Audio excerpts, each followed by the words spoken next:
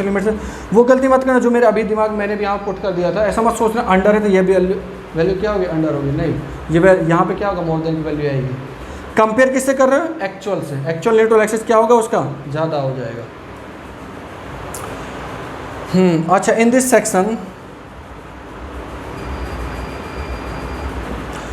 Section आपका steel reach its maximum बोल दो या परमिसिबल बोल देता हूँ, permissible value of steel reach permissible value of strain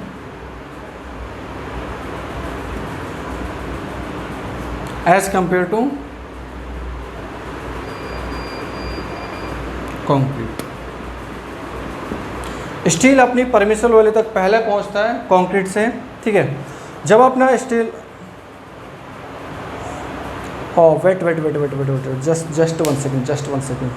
just one second, ये थोड़ा ये ठीक है, ये डायग्राम थोड़ा उल्टा बन गया। जस्ट वन सेकेंड, मैं इसको अपग्रेड कर देता हूँ। वही मुझे लग रहा था कुछ इसमें गड़बड़ हो रहा था, कुछ तो चीज़ थी जो इसमें मिस हो रही थी। ठीक है, चलिए यहाँ समझ में आया पॉइंट। अब देखिए ध्यान से, ये आपके पास वैल्यू हो जाएगी यहाँ से यहाँ तक, किसकी वैल्यू हो जाएगी आपकी, एक्स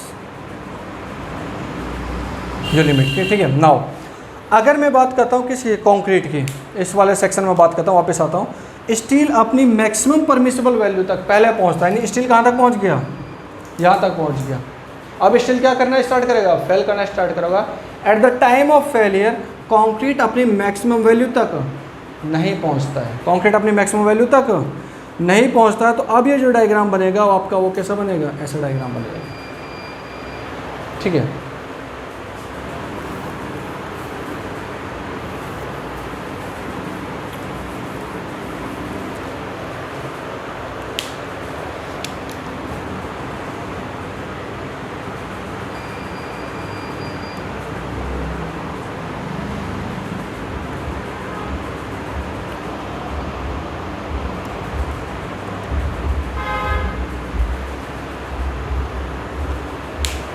चलिए सबसे पहले अंडर रिइंफोर्स्ड सेक्शन देख लेते हैं।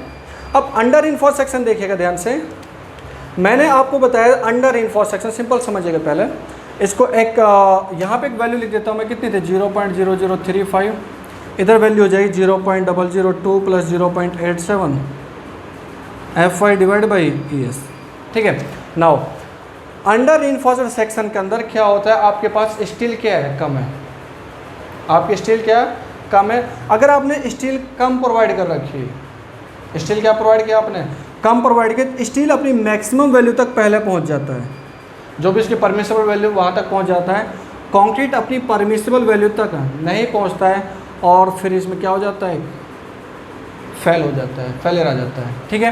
तो यहाँ पे आपके पास जो भी इस वैल्यू को, यहाँ पे आपका स्ट्रेंथ की वैल्यू कितनी थी 0.0035, और यहाँ पे जो स्ट्रेंथ की वैल्यू थी आपके पास 0.002 + 0.87 FY डिवाइड बाई ES।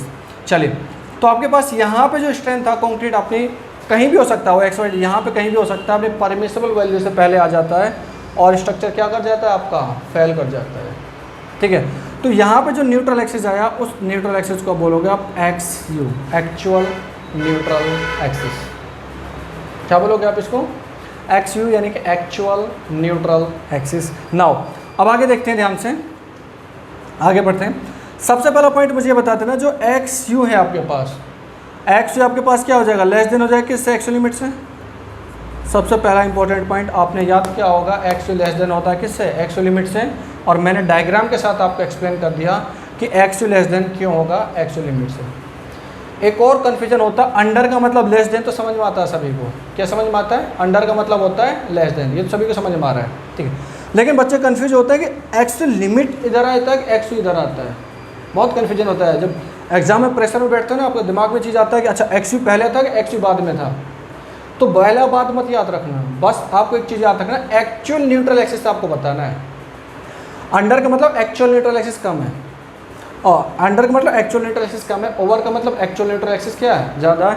जो भी चीज़ें डिफाइन करोगे, एक्चुअल न्यूट्रल एक्सिस आपका पहला रहेगा, क्लियर हो पॉइंट? आगे बढ़ते हैं।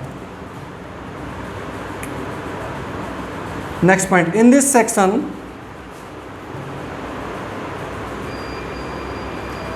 The steel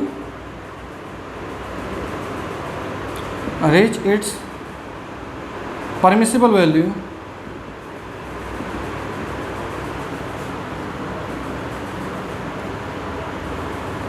before concrete। Steel आपका पहुंच जाती है परमिसिबल वैल्यू बिफोर कंक्रीट से पहले पहुंच जाती है। क्लियर हो point?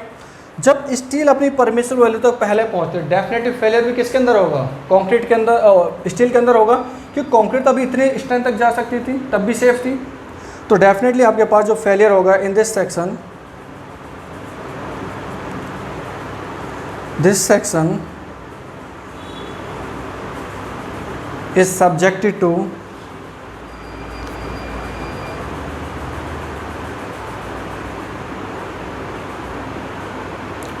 Steel failure before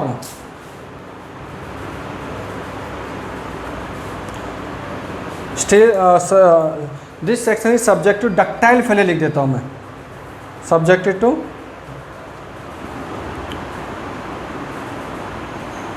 ductile failure. Ductile failure का मतलब क्या है? स्टील फेल की है।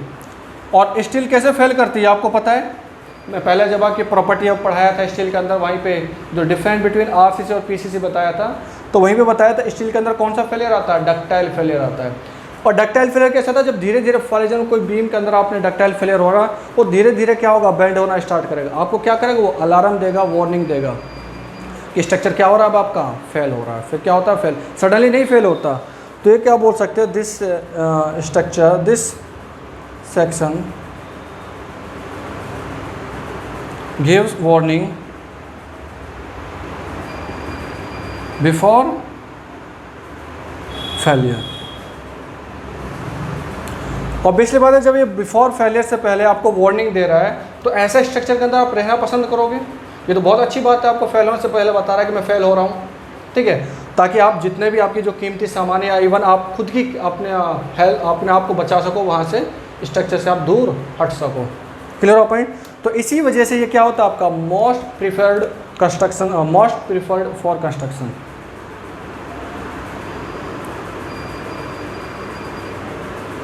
Most preferred for